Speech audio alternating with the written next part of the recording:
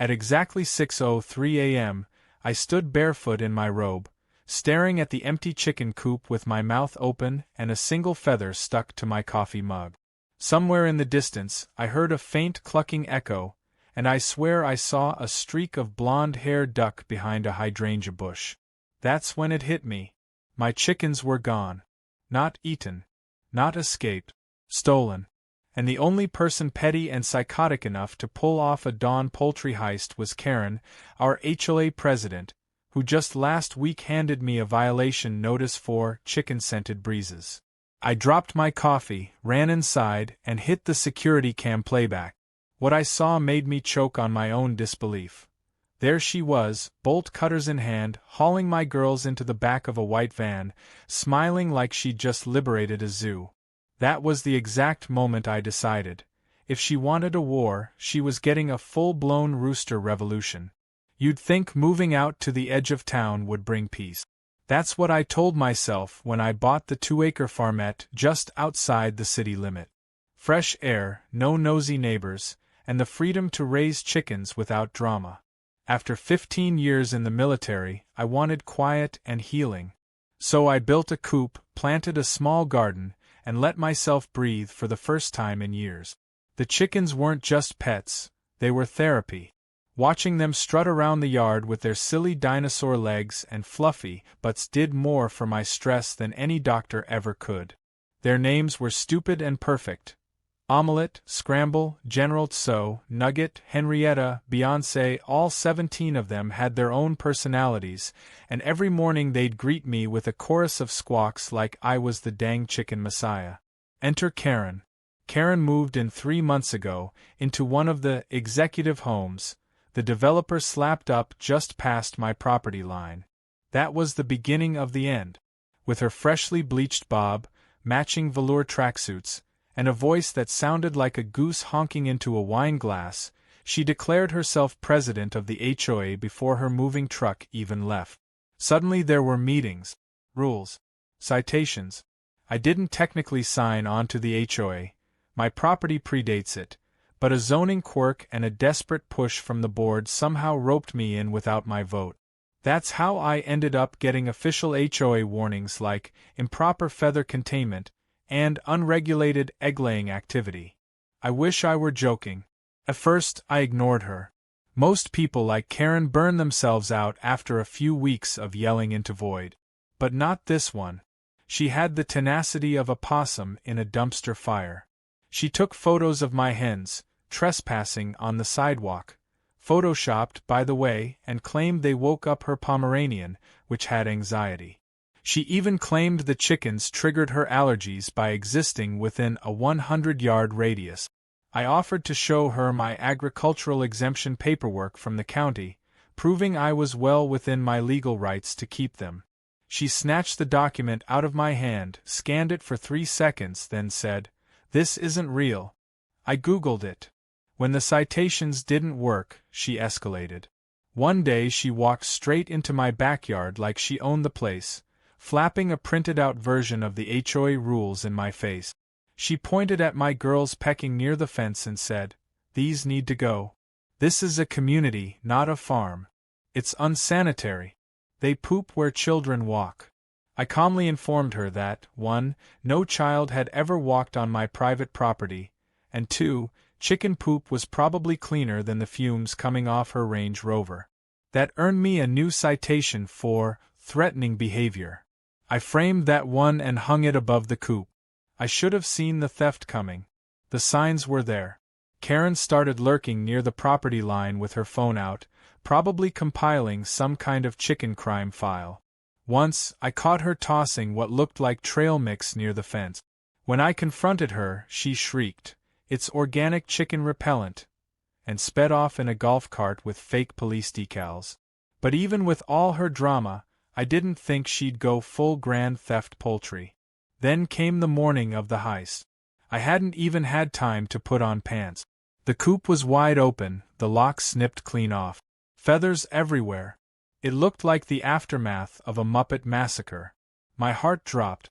These weren't just animals. They were companions. Nugget used to jump into my lap when I sat outside with a book. Scramble laid double-yolked eggs and did a weird little moonwalk when she got excited. Henrietta followed me around like a dog. The thought of them in a stranger's hands, or worse, abandoned, made my blood boil. I ran back inside and pulled up the security feed. There she was, Karen, wearing surgical gloves and oversized sunglasses like she was part of a poultry SWAT team. She snapped the lock like it was a twig, opened the coop, and shooed the chickens into the van with what looked like a yoga mat. At one point, she actually saluted the camera.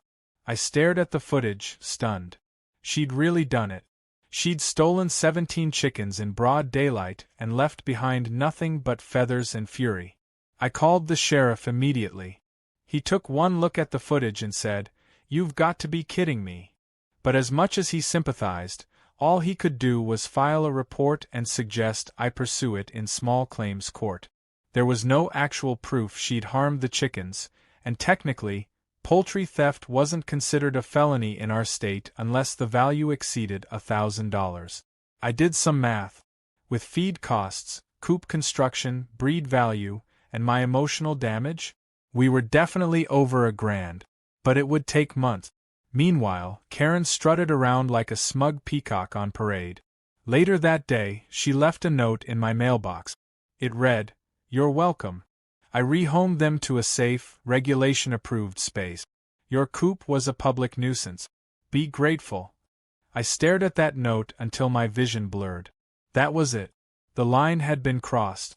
She stole my chickens, broke the law, mocked me, and then had the audacity to tell me to be grateful. That's when I called my buddy from 4-H. I needed 100 roosters. No questions asked. Not tomorrow. Not next week. Now. If Karen wanted a chicken-free neighborhood, she had no idea what I was about to unleash. Because while hens lay eggs, roosters raise hell. The next morning, I rolled out of bed before sunrise with one mission in mind: retaliation. Not petty, not violent, not illegal, but unforgettable. Karen thought she could weaponize the HOA to steal my chickens and get away with it? She had no clue who she was messing with. I wasn't just some guy with a coop in his backyard. I was a problem solver with too much free time, a garage full of tools, and a list of rural contacts longer than a rooster's tail. I pulled out my phone and dialed a number I hadn't called in years. It rang once. "You still got birds?" I asked. "Only the loudest and meanest this side of the Mississippi," my old friend Cody replied. "What's going on?" "I need 100 roosters." He paused. "You robbing a poultry convention?" "Nope," I said. "I'm about to make sure my HOA president never sleeps again." Cody let out a low whistle. "That serious, huh? She stole my chickens." "Oh hell no." An hour later, I was pulling into Cody's ranch. He ran a small operation out near the county line, mostly show birds and specialty breeds for competitions. But tucked in the back barn were the real beasts. Heritage roosters known for their lung capacity, aggression, and general love of chaos. These weren't your average backyard cluckers. These were the kind of birds that would crow at their own reflection, fight a lawnmower, and then strut around like they won. Cody had plenty. Apparently, he'd been planning to offload a bunch to a local fair, but I made him an offer he couldn't refuse. Cash, no questions, no receipt. By noon, my trailer was loaded with 97 full-grown, battle-ready roosters and 3 slightly smaller ones who, I was assured, had the voices of opera singers and the stamina of caffeinated squirrels. I drove them home, parked behind my barn, and gave them food, water, and the kind of motivational speech you'd hear before a medieval siege. "Listen up, gentlemen. Tomorrow at dawn, you're going to war. Your enemy? One angry blonde tyrant with a hatred for freedom and feathers. Your mission? Make noise. Cause panic. Redeem your fallen sisters." While they clucked and puffed out their chests like they understood, I got to work. Karen's house sat just over the property line from mine, with a backyard that she meticulously maintained. Pristine lawn, koi pond, decorative gravel paths, and a ridiculous rose-covered gazebo where she hosted silent tea ceremonies. She called it her Zen Zone. I figured it would make the perfect landing site for a poultry invasion. The plan had to be precise, timed, and completely untraceable. I scavenged through my garage and pieced together a remote-controlled latch system using an old Arduino board, solar timer, 2 fishing line reels, and parts from an automatic deer feeder. I built a holding pen near the fence that would open exactly at 4 a.m. At that moment, all 100 roosters would rush through the gap I carved in the fence, one I could easily reseal before dawn, straight into her manicured yard. I even rigged an extra feeder to dispense treats near her gazebo to draw them in and keep them congregated. The piece de resistance? A series of GoPro cameras hidden in birdhouses and lawn gnomes pointed directly at the scene. I wanted every second recorded for posterity, and possibly Reddit.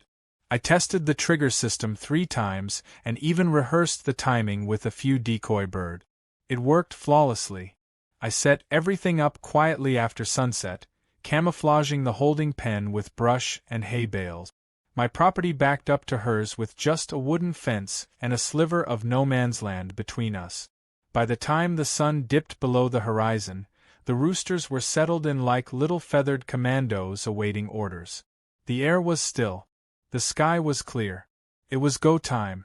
I barely slept that night.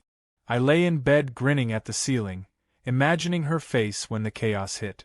I pictured her in her silk bathrobe, stepping onto her patio with her morning lemon water, expecting birdsong and tranquility, and instead being greeted by a wall of squawking fury and wings.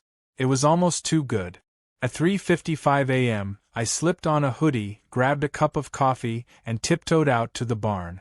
The roosters were wide awake, sensing something was coming. I checked the timer one last time. 4 minutes. I climbed up to my observation post, a hunting blind I had set up in a tree with a perfect view of both yards. Camera feeds live. Everything ready. My hand hovered over the remote. 4, 3, 2. Click. What followed was not just noise. It was an auditory apocalypse. 100 roosters exploded out of the pen like it was Black Friday at a feed store. Their crowing filled the air like a banshee symphony. They poured through the fence in a frenzy, flapping, pecking, leaping onto her patio furniture, knocking over her wind chimes, and crowing their feathered hearts out. They perched on her koi pond's edge, strutted across her zen gravel like it was a runway, and surrounded the gazebo like it was a fortress to be taken. Within 30 seconds, lights flicked on inside Karen's house. A shriek pierced the night, followed by the slam of a door and the unmistakable sound of someone slipping and falling, probably on rooster droppings. She stumbled into the yard, bathrobe flapping, phone in one hand, brandishing a broom in the other. The roosters, undeterred, crowed even louder. One hopped onto her head. Another flapped right into her face. She tried to chase them with the broom but succeeded only in tripping over her decorative garden hose. I sipped my coffee and laughed harder than I had in years. The commotion woke half the neighborhood. Porch lights blinked on, dogs barked, someone yelled, "What the hell is happening?" One guy started filming from his window. Karen, covered in feathers and lawn debris, screamed at the top of her lungs, "Animal attack! I'm being attacked! Call animal control!" She finally managed to reach her porch and tried to shut the door, but a particularly bold rooster wedged itself inside. I lost it. Absolutely lost it. The video footage would be gold. I made sure every angle was covered. By the time animal control arrived, half an hour later, the birds had made themselves comfortable. One was nesting in her bird bath. 3 were sleeping on her hammock. Another was pecking at her koi pond with a look of philosophical contemplation. The officer took one look at the scene and said, "Ma'am, where did all these come from?" Karen gestured wildly at my house, shrieking, "He did it! He unleashed them!" He raised an eyebrow. "Do you have proof?" She sputtered. "Well, no, but they came from that direction. Chickens don't just appear." "Ma'am," he said, trying not to smile, "those are roosters." Karen stared at him, bewildered. "What's the difference?" I swear, even the roosters looked offended. I waited until the officers left and the birds were rounded up, somehow, some way, before I packed away my gear and sealed the fence again. The videos were safely stored. The Rooster Brigade had done their duty. I called Cody later and told him he'd get a fresh delivery of very satisfied birds tomorrow. Karen, on the other hand, was about to learn that retaliation wasn't the end. It was just the opening act. I expected Karen to throw a tantrum, maybe send a nasty email, or slap a few HOA violation notices on my door out of desperation. What I didn't expect was a full-blown emergency HOA meeting scheduled for the very next day. The subject line read, "Community disturbance and threat to neighborhood stability." That was dramatic even by Karen's standards.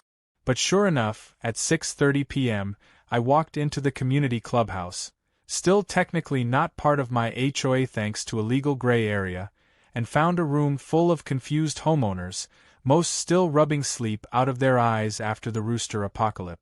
Karen stood at the front like she was commanding a courtroom, armed with a folder thicker than a Bible and a slideshow titled Operation Cluckageddon, an assault on peace.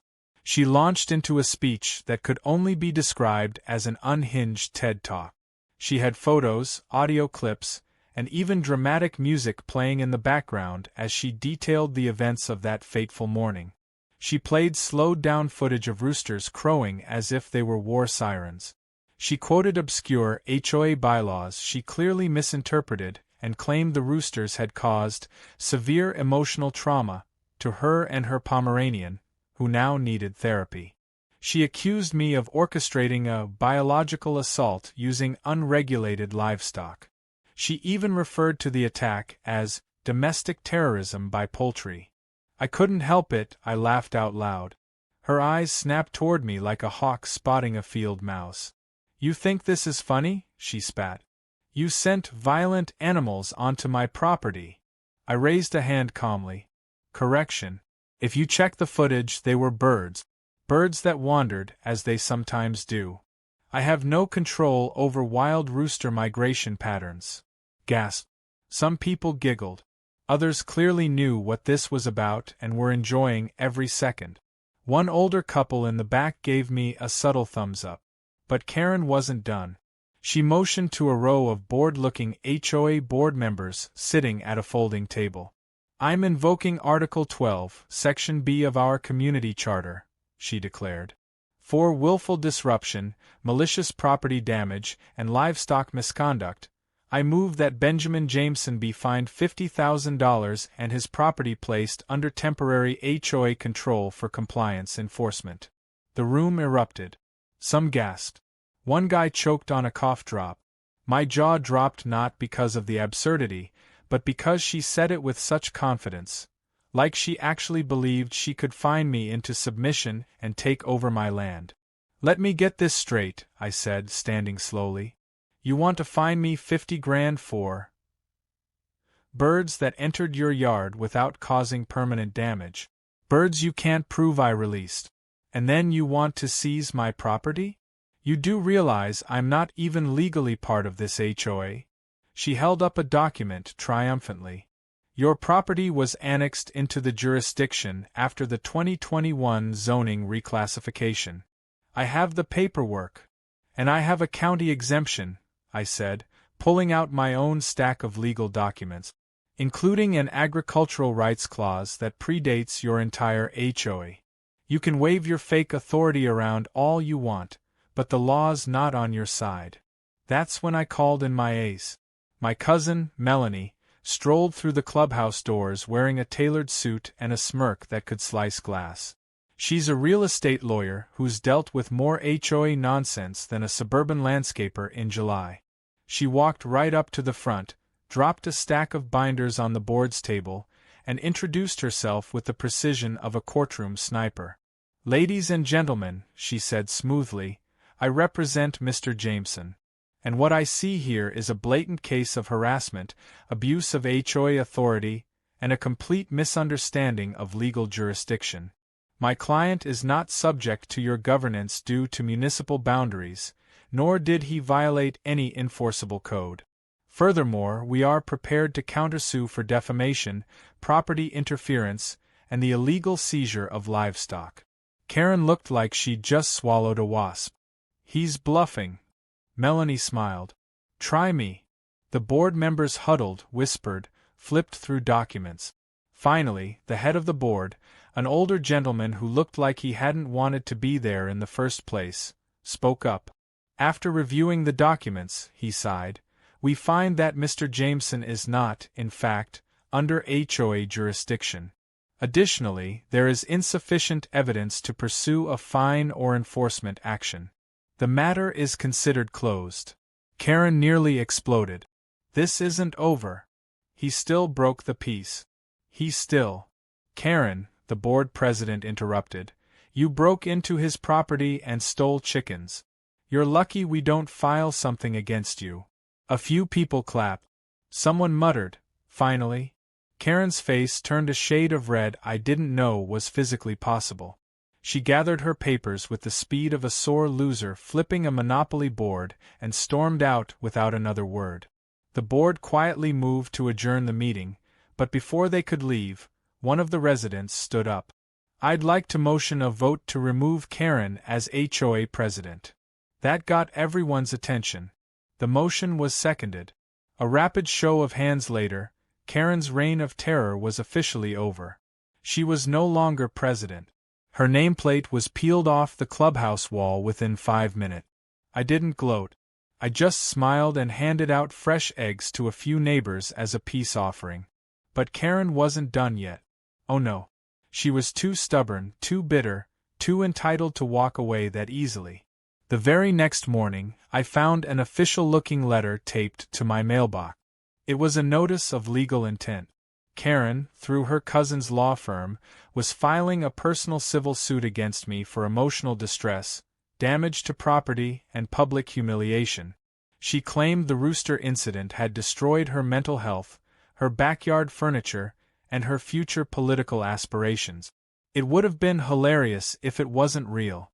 She wanted $25,000 in damages and a court-ordered cease and desist on all livestock-based activity. I stood there with the letter in one hand and a rooster perched on my other arm, crowing like the town crier. Karen had declared war. Again. Only this time, we weren't in the HOA clubhouse. We were going to court. And I was ready. I had video footage. I had eyewitnesses. I had every receipt for every chicken she stole. But most of all, I had something she would never understand: the full support of the community she tried to control. The Rooster operation was only the beginning. Now it was time to make things official. Time to go legal. Time to make Karen regret ever messing with my flock. Courtrooms have a smell.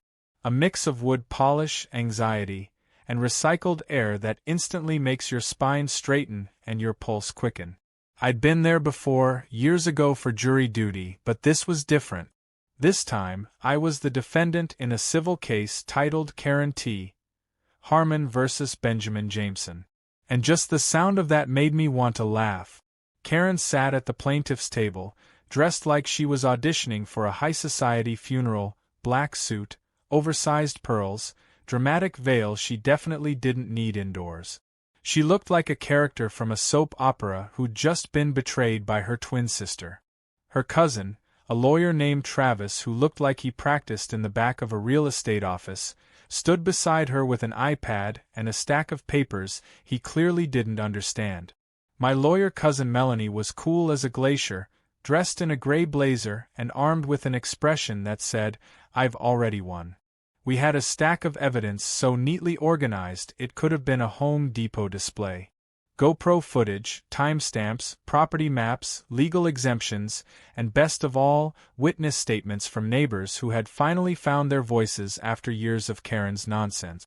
The judge, a middle-aged woman named Crawford, called the session to order and looked over her glasses with the exhausted air of someone who'd seen one too many petty civil disputes in her career. Karen's side opened the case. Travis gave a speech that sounded like ChatGPT had written it in a panic. He claimed my roosters had caused psychological damage, destroyed $7,000 worth of landscaping, and traumatized both Karen and her Pomeranian, Mr. Fifi. He presented grainy photos of scratched patio furniture, a slightly trampled flower bed, and a therapist's note claiming Karen now suffered from sleep-triggered poultry-induced panic episodes. I didn't even know that was a thing. Melanie raised her eyebrows and whispered, "Did she make up her own diagnosis?" Then Karen took the stand. It was theater. She dabbed her eyes with a monogrammed handkerchief, spoke in hushed tones, and acted like she was describing a home invasion by a flock of airborne criminals. "They came in the dark," she whispered, 100 of them, wings flapping, claws scraping. "I thought I was going to die." She stared at the jury box. There was no jury, this was civil court, and then looked dramatically toward me. "He sent them. I know he did. He had motive, means, and a garage full of tools." She went on to describe how she had to replace her entire patio set, how she developed a fear of feathers, and how her meditation app no longer worked because the ambient bird noises triggered flashbacks. I noticed the judge scribbling something down while suppressing a smirk. Travis wrapped up with a shaky call for damages and a demand for a permanent livestock ban on my property.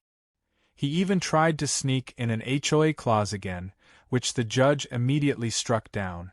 Then it was our turn. Melanie started with the theft. She played the security footage of Karen cutting open my coop and stealing the chickens.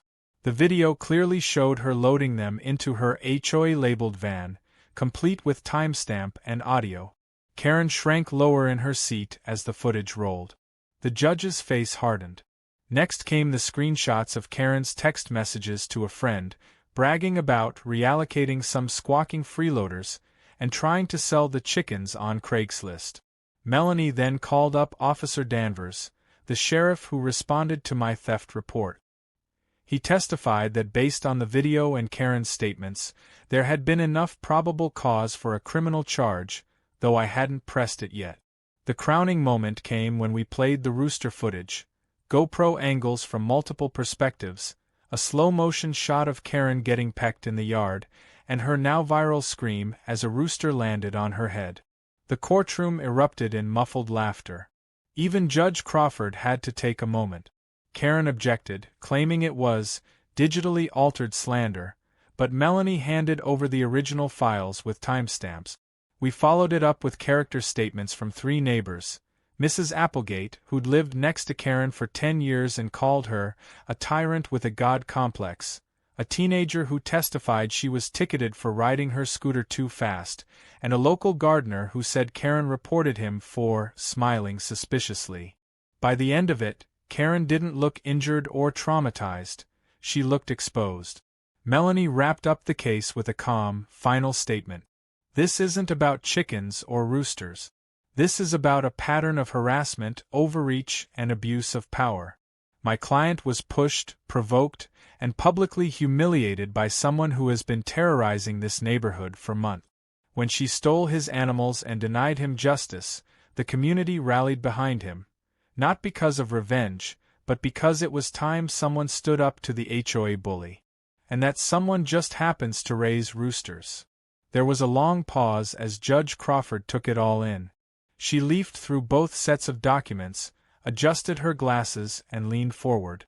"In all my years on the bench, I have never had to utter the words I am about to say," she began. "But Ms. Harmon, you committed an act of theft. You violated private property, lied to your community, and attempted to abuse civil court to silence a man who was well within his right. Mr. Jameson's actions, while unconventional, were not illegal. You provoked them. Therefore, this court finds in favor of the defendant." Karen gasped. "You can't be serious." "I'm extremely serious," the judge replied.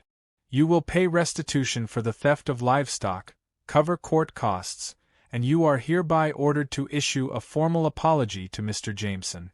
Furthermore, you are prohibited from entering or interfering with his property under penalty of law."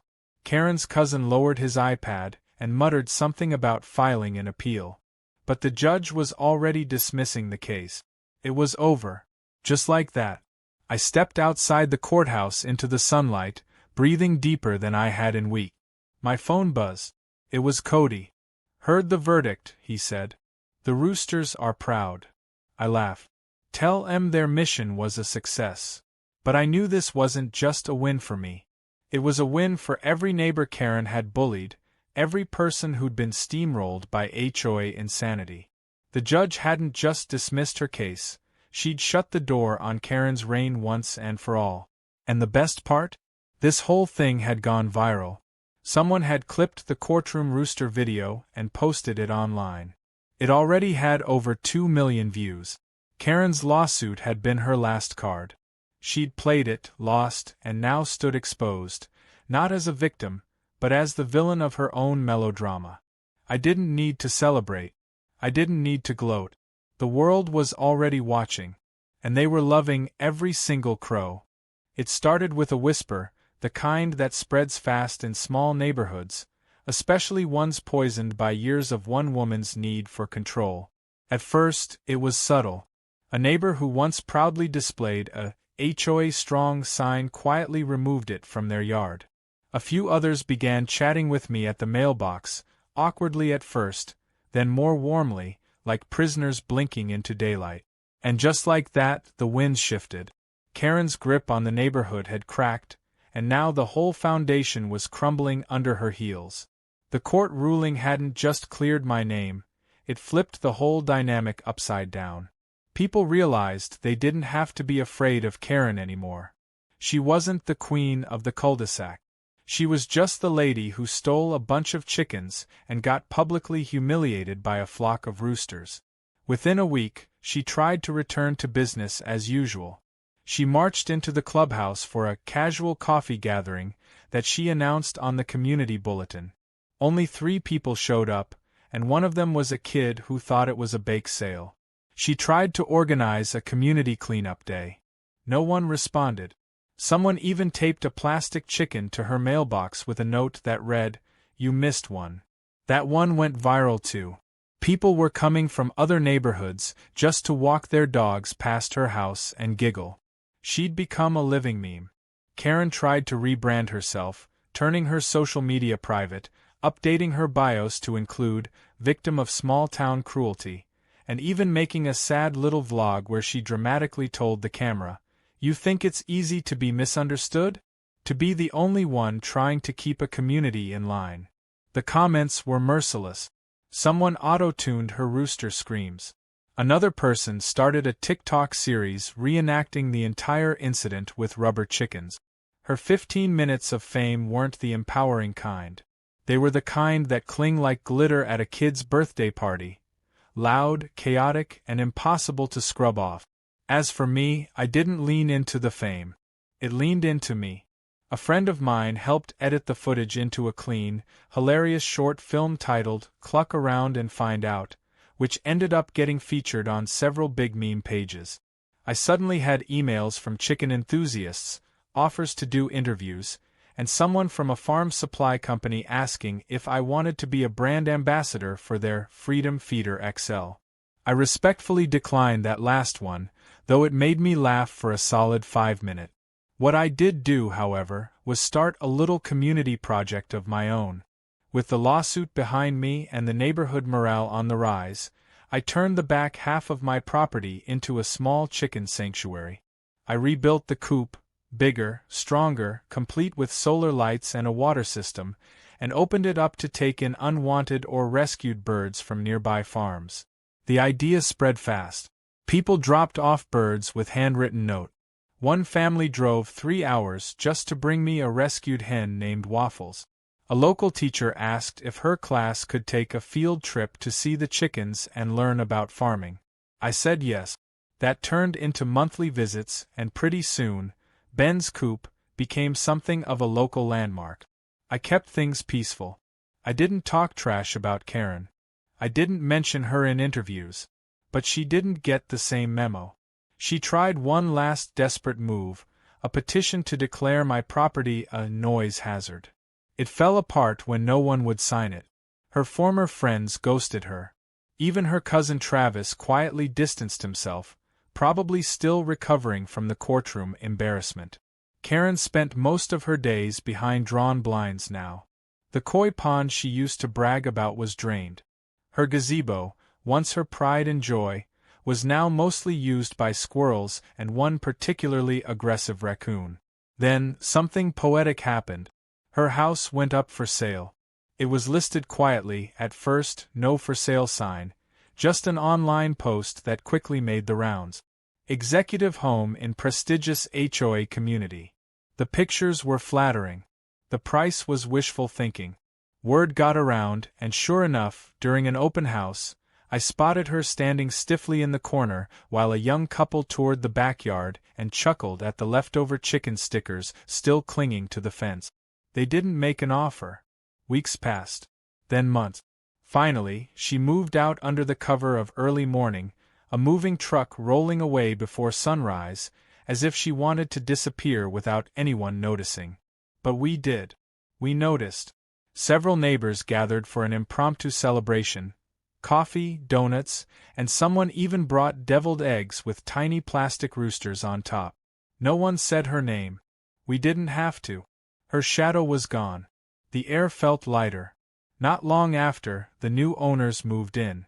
A retired couple, sweet folks named Laura and Dennis. They introduced themselves right away, invited everyone over for lemonade, and asked me if I had any chickens for sale. They said they'd always dreamed of owning a few hens and wanted to turn the backyard into a little hobby farm. I almost choked on my drink.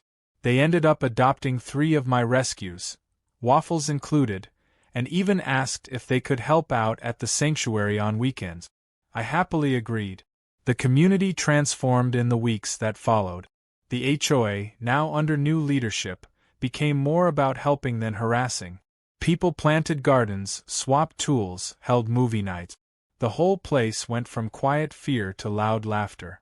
A neighbor set up a chicken-themed little free library. Someone else started a newsletter called The Weekly Cluck. What was once a battleground turned into something genuinely fun, and at the center of it all, somehow, was me, a guy who just wanted to raise some chickens and be left alone.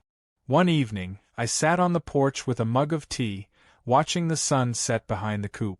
The roosters had all gone back to Cody, except for 2 who'd become permanent residents, Tango and Blaze, the ringleaders of the 4 a.m. revolution.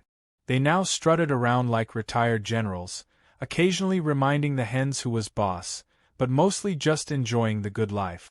As the sky turned orange and pink, I raised my mug to them. "To peace," I said. One of them crowed, like a battle cry turned victory song. I smiled, knowing full well that this all started because someone couldn't stand a few chickens doing what chickens do. Karen tried to rule with rules and fear. I countered with feathers, patience, and a little mischief. And in the end, the neighborhood didn't just survive. It evolved. Not because I fought her, but because I reminded people what community could actually be when it's not managed like a prison block. Karen's story faded like a bad season of reality TV.